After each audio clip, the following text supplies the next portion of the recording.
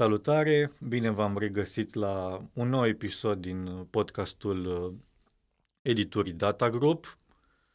O am alături de mine de această dată pe Andreea Sepi, o scritoare, aș zice, prolifică, ce a apărut în această seară cu o ediție absolut spectaculoasă, printre cele mai spectaculoase ediții pe care le avem până în prezent. Mersi. Și sperăm că și de acum încolo mult timp să nu te detroneze nimeni la noi la editură. Bun, urmează... Salutare tuturor și celor care se uită la noi. Salut, Victor, mersi mult de intro și mersi editurii pentru cartea asta superbă, care într-adevăr, da, mi-a luat... Într-adevăr, face furori. Confirmăm deja, a făcut și ediția veche, nu e veche. Da, la ritmul în care mă mișc. La ritmul în care te miști tu, da, nu e ediție veche, a apărut acum un an, ce vedeți, în partea Andrei, primele 2 volume au apărut inițial într-un singur volum, iar acum avem... Da, tirajul ăla s-a epuizat și atunci, pentru că eu între timp am mai scris un sequel, pentru că, mă rog, am avut niște experiențe și am simțit nevoia să mai spun niște lucruri prin personajele astea. Am decis să reedităm totul sub forma unei trilogii și am revăzut atunci, am revăzut și puțin ajustat și primele 2 părți din... Foarte puțin. Puțin, da. Din romanul inițial. Și îmi place foarte tare cum arată. Și mie îmi place foarte, foarte mult. Și sper să vă placă și conținutul. Exact asta voiam să zic. Și ce scrie. Și ar fi fost spre degeaba dacă n-ar fi fost o carte absolut minunată și surprinzătoare și filozofică și, în primul rând, umană. Prima întrebare este întrebarea cea mai clasică. Cum a apărut cartea, când ți-a venit ideea, dacă ne poți face un scurt istoric? La cartea asta cred că am început să scriu, cred că în primul an în care s-a născut, după ce s-a născut fiul meu și el are acum 19 ani, dar eram cu totul altă variantă, cu totul altă versiune, altfel se întâmplau lucrurile și cumva pe măsură ce m-am maturizat și eu și pe măsură ce, mă rog, mi s-a cristalizat așa un soi de crez al vieții, am reluat-o în pandemie. Deci aveam doar un început, așa o schiță și în pandemie cred că efectiv ca să mă autoterapizez, știi, în nebunia aia că nu puteai să ieși, am simțit nevoia să trăiesc altfel și în fond de asta și scrii, nu? Ca să trăiești mai multe vieți într-una, să trăiești în pielea altor personaje, să înțelegi un pic mai mult din viață. Și atunci m-am reapucat de ea și am scris așa foarte intens. Deci foarte mult intens. și mult și intens și am corectat și am rescris și cred că am rescris-o, deci rescrieri majore de vreo 12 ori. Și după aia cred că am mai recitit-o de vreo 70 în total la, știi tu, editări minore de astea și la sfârșit tot ai mai găsit-o. Deci asta este impresionant. Am mai vorbit cu scriitori destul de perfecționiști, dar s-o rescrii de 12 ori sau... Da, adică am schimbat ordinea lucrurilor, am mai adăugat personaje, am tăiat lucruri afară, știi, de fiecare dată eu am trimis-o la mai multe edituri înainte de a ajunge la Data Group și de fiecare dată când primeam câte o respingere, eu o rescriam, adică mă gândeam, nu-i destul de bună, știi? Și o rafinam, mă rog, mai aveam beta readers, le mai deam să citească părerile lor, încercam să țin cât de cât cont de ele în sensul ce înțelege cititorul, nu în sensul că îmi schimb gândurile sau convingerile sau felul meu de a vedea lumea de dragul, să zice, al unui public anume, sau pur și simplu erau lucruri care lor nu le erau clare, sau uite aici ai sărit peste o chestie, sau aici nu e destul de bine format personajul ăla, sau lucruri de genul ăsta. Nici nimic substanțial nu s-a schimbat în aceste 12 rescrieri. Esența a rămas La partea în mod filozofică evident. n-am schimbat foarte mult, Da. recunosc. Da. Doar unele personaje, unele Chestie de așezări, formă, de da. exact, de structură narrativă, de... Bun. Acum da. m-ai făcut foarte curios. Unde s-ar fi ajuns dacă și editura Data Group ți-ar fi spus că nu e pregătită cred pentru că da, tine? nu știu. La câte... Cum ar fi arătat oare cartea acum? Sunt chiar curios. Bine, asta Nu știu e dacă ar mai fi existat, știi, pentru Da. că ai fi ajuns la o supra-saturare. eu am crezut foarte mult în cartea asta, dar e și un fel de... Cumva e un pic și mixed genre, așa, e un pic de greu să o propui editurilor, că nu prea știi cum să o propui, că e și ficțiune literară, dar are și o parte un pic mai comercială, mai light, mai... și mai ales când mai și spui că e roman de dragoste, cumva parcă l-ar decredibiliza chestia asta, nu știu de ce, Exact. poate am devenit puțin snobi sau puțin... Ori eu am fost tot timpul foarte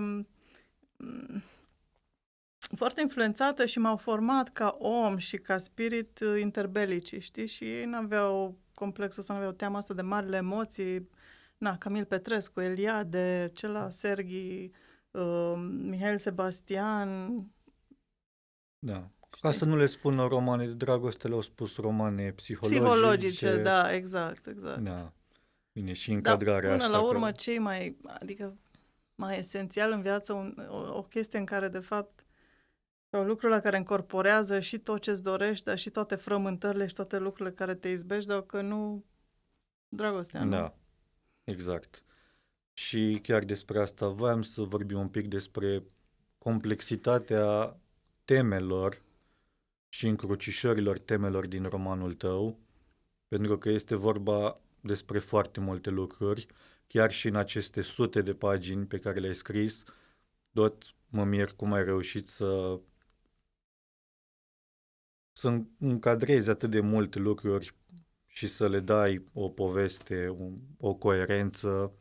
Iar acum eu doar voi arunca câteva cuvinte, poate așa destul de aleatoriu, și vreau să-mi spui câteva lucruri despre aceste teme. Chiar sunt curioasă cum Deci ai mie mi se perceput pare tu că și este un roman atât psihologic despre iertare, și un pic despre traumă, Exact. despre o traumă colectivă. Da, Niște teme destul de greu de abordat, mi se pare, și necesită un fel de curaj de a le aborda cu sinceritate. Asta am observat și la personajele tale, au o anume sinceritate, chiar dacă sunt puse în situații de dificultate, nu sunt niciodată out of character.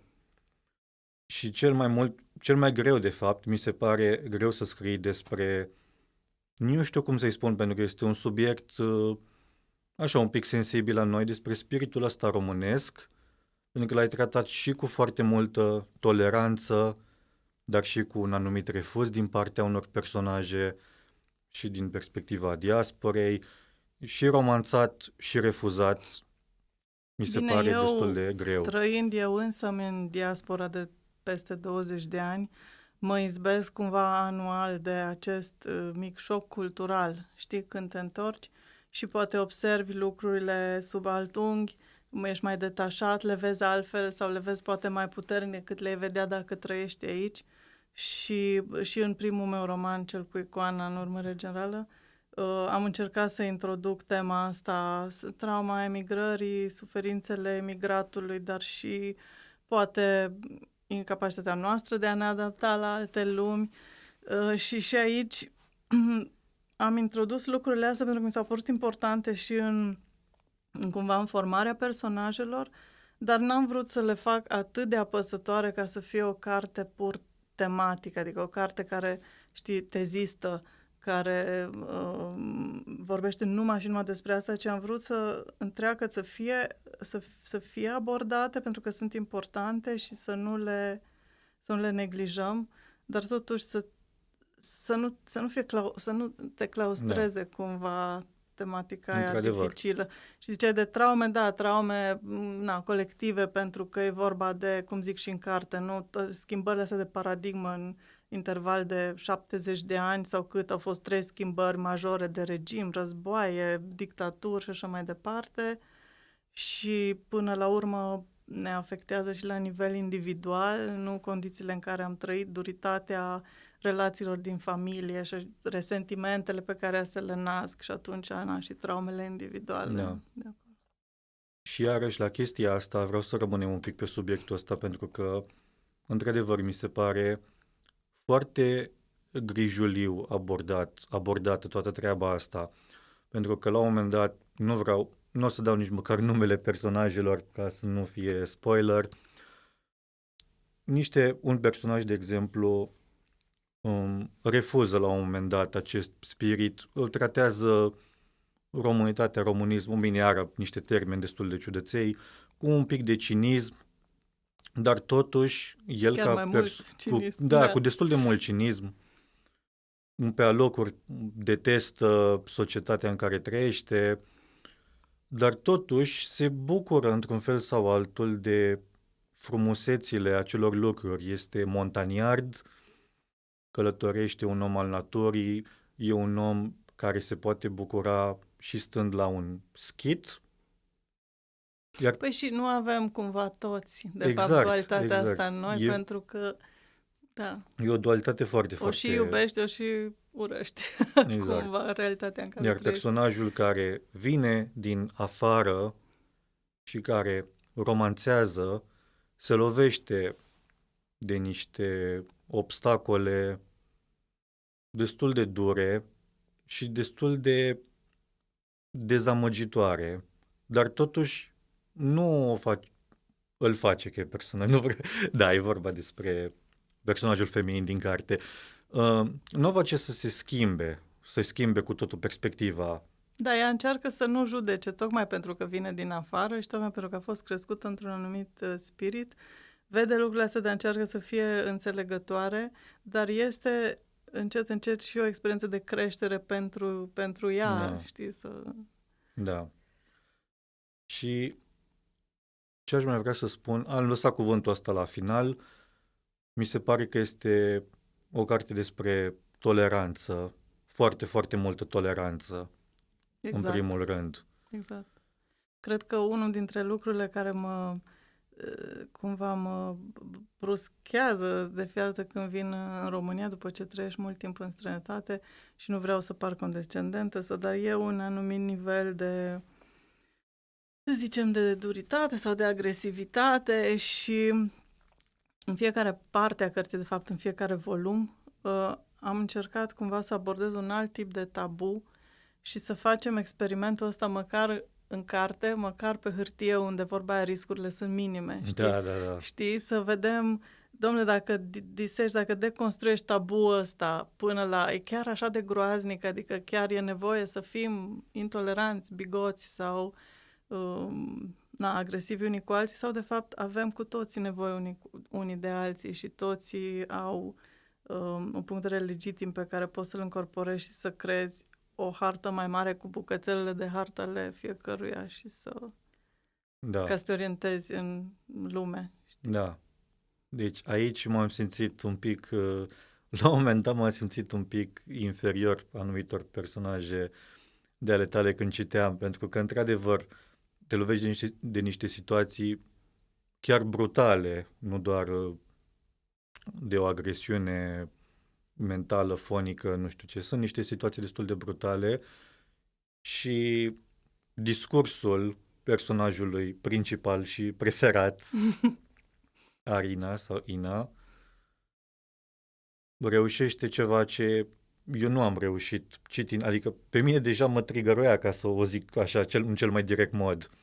Și după aia am citit și m-a schimbat cu totul. A fost așa ca un fel de, mi-a luat un văl de pe față.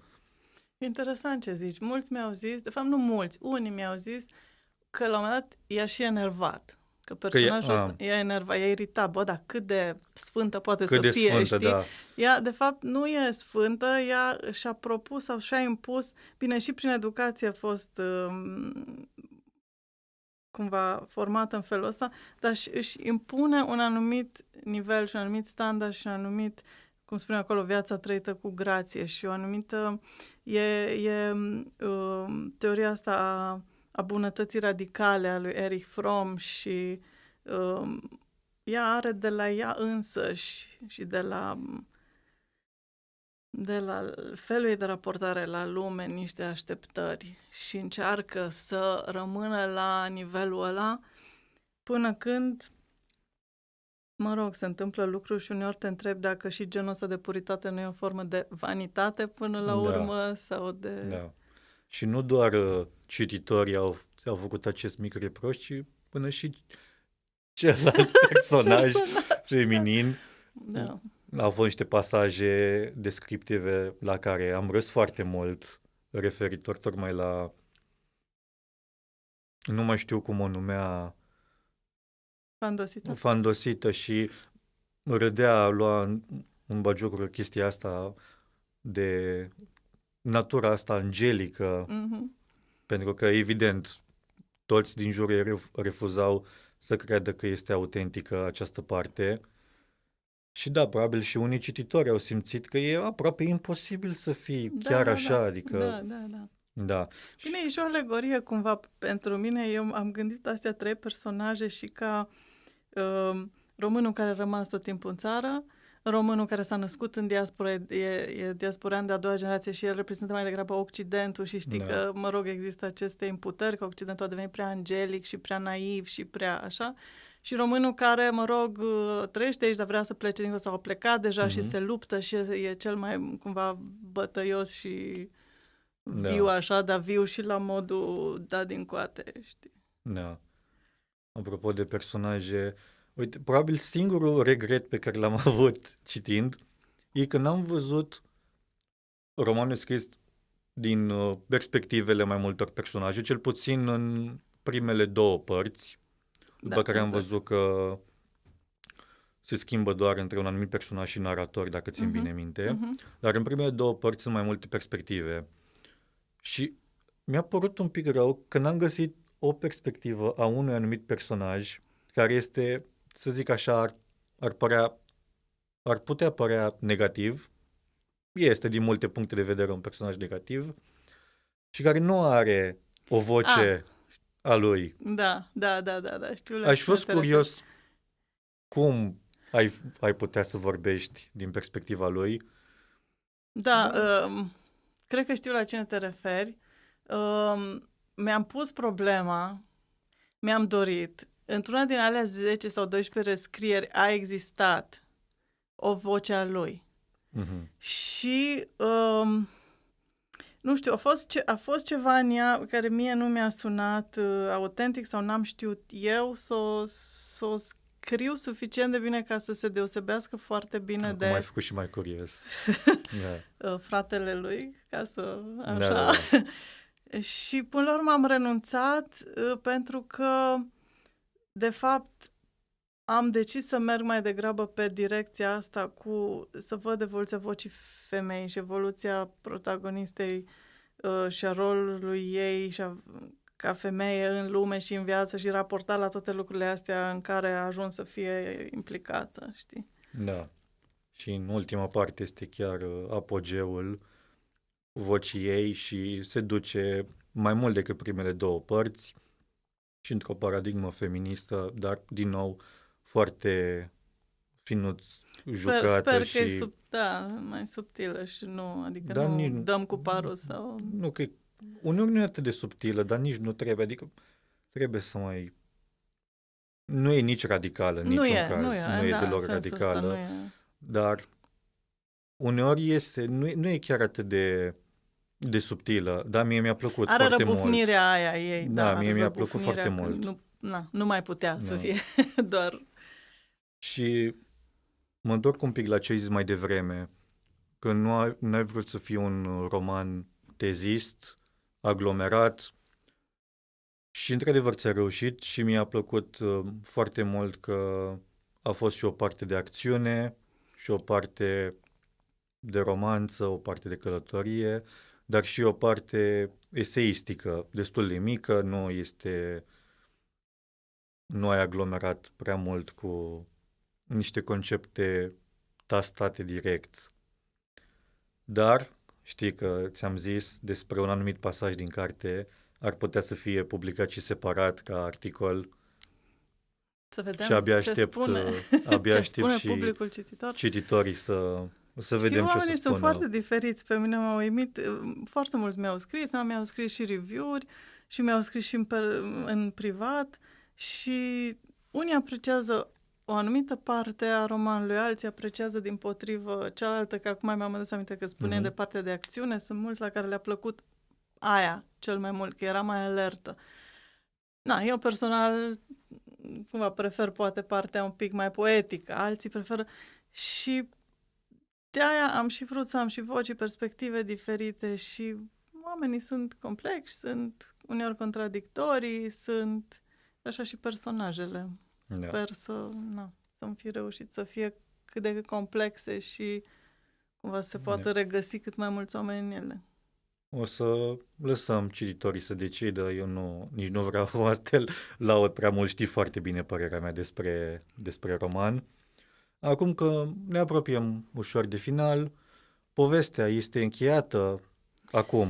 Acum, din punctul meu de vedere, povestea asta mai este secrete, încheiată. planuri legate de povestea asta? Legate de povestea asta, nu, pentru că nu-mi place adică eu m-am atașat de personaje ca și cum ar fi niște oameni reali, niște prieteni ai mei. Da. Și nu vreau să îi folosesc și să devină așa un soi de telenovelă și să simt eu sau să simtă cititorii că personajele sunt doar niște pretexte ca să fac eu niște teorii acolo. Deci nu, povestea este încheiată și finalul de care cred că spui, nu, la asta te refereai, care e cumva cel mai politic din ce am scris eu până acum. Da, cred că trebuie să-l citiți și să vedeți fiecare ce înțelegeți din el. Asta e povestea completă. Dar mai am alte alte gânduri, nu știu, alte planuri. Bun, te așteptăm cu gândurile, planurile și execuțiile scriitoricești. Mersi cu mare mult. drag. Mulțumesc și mulțumim că și ne cred că asta a fost. Mulțumim că ne-ați privit sau că ne-ați ascultat și vă urăm o zi, seară, momentul zilei vostru, unul foarte bun. Vă așteptăm. Și căutați cărțile pe site-ul nostru sau pe la site, Cărturești, la standuri. Libris, unde... Mulțumim! Mersi!